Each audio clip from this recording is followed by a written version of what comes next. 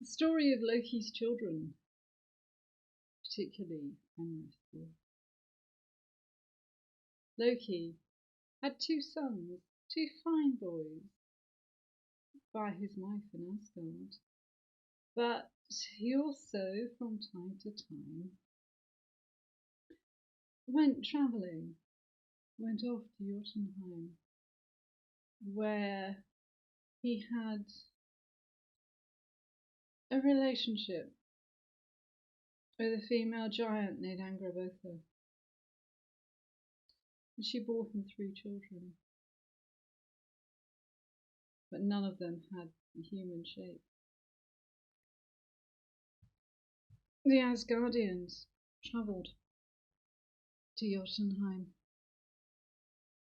and brought back with them all 3 of these children.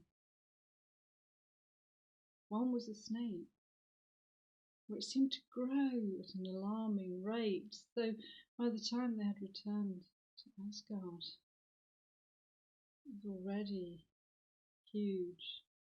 And Odin decreed that it should be thrown into the sea, where it now encircles the world.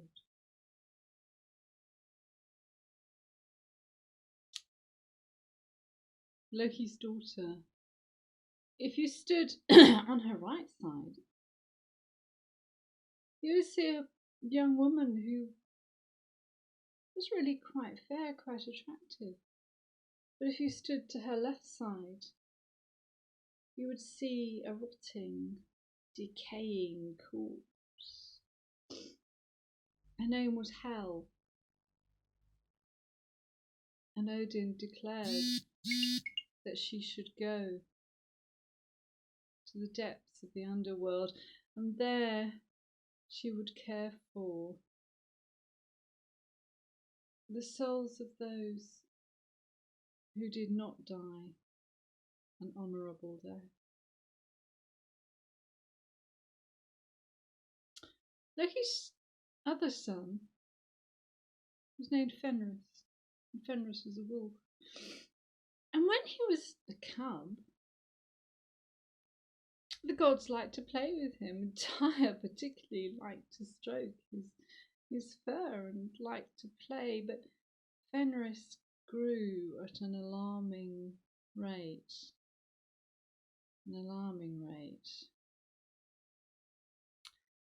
Being a child of Loki, he had the gift of human speech and the quick and mercurial intelligence of his father, combined with the cunning of a wolf.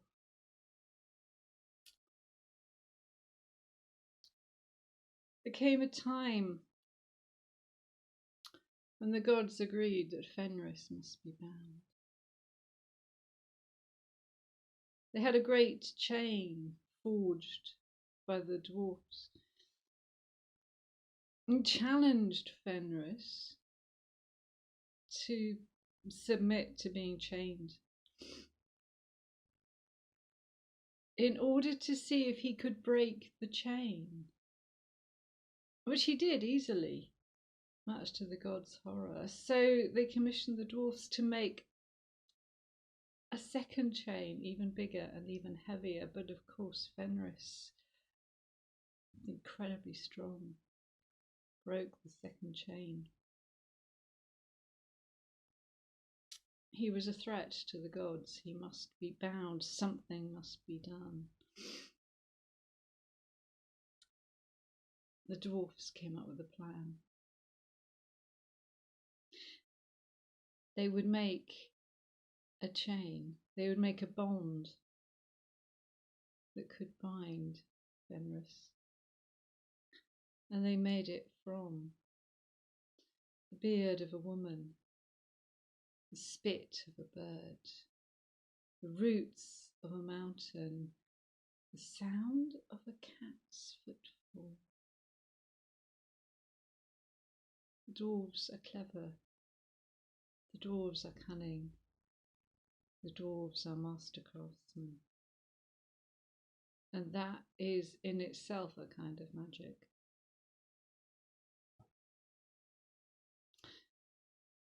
The bond, when it was delivered, looked like a ribbon of moonlight. Some of the gods wondered if perhaps the dwarfs had tricked them, for the price they had asked for the forging of this bond was a high one. How would they convince Fenris to submit to being bound with a ribbon of moonlight made from magical things? Fenris was wily. Fenris Wolf looked at the gods and knew something was amiss. He knew there was trickery in the air. He agreed to be bound with the ribbon of moonlight on one condition. And that condition was that Tyr, warrior god, whose rune is an upward pointing arrow, would agree to place his hand in Fenris' mouth.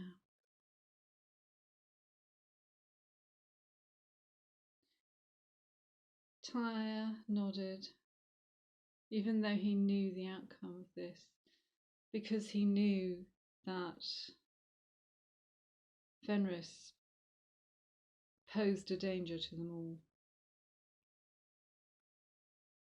He placed his hand in Fenris' massive open mouth between his jaws, while the gods bound him with the magical bond, ribbon of moonlight. Fenris strained. Fenris pulled. Fenris tried as hard as he could with all of his strength. The dwarfs had made an unbreakable bond. Their craft skills and their magic had created something that even Fenris couldn't break. The wolf's eyes met Tyr's eyes. Tyr nodded. Fenris closed his jaws, and with one snap, he severed Tyr's hand. So Tyr is always portrayed as a one-handed god. A god, the warrior god who willingly gave his hand as sacrifice for the greater good. And as Fenris opened his mouth to howl, a sword was placed in his open jaws, holding his jaws ever open. And Fenris is still there. He is still bound. His mouth is still held open by a sword, and he waits for Ragnarok. For at Ragnarok, Fenrir has a destiny. And another day I will tell you what that is, but not today. That image of willingly giving your hand, and for men it's one hand, usually the left, occurs in stories time and time again. In Arthurian legend, it is Bedwyr, who is Arthur's milk brother. They were fostered together, who willingly sacrifices his hand. For Shakespeare uses it in Titus Andronicus. J.K. Rowling uses it, actually. One of Lord Voldemort's followers, the man who can shapeshift into the rat, he willingly gives his hand for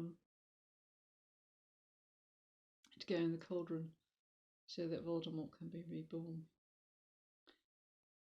In stories for women, it's often both hands.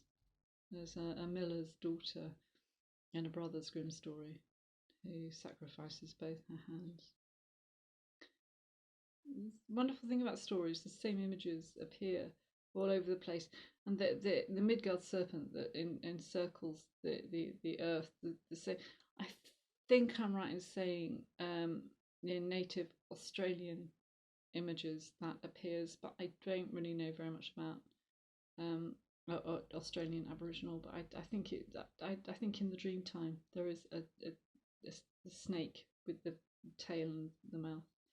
But please do correct me if I'm wrong there. So, Fenris Wolf. And to find out about Ragnarok, do subscribe to my channel, because we will get to Ragnarok eventually, but there are lots more adventures and lots more stories to come.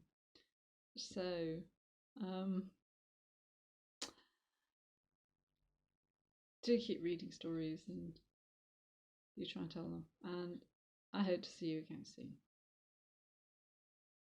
Take care.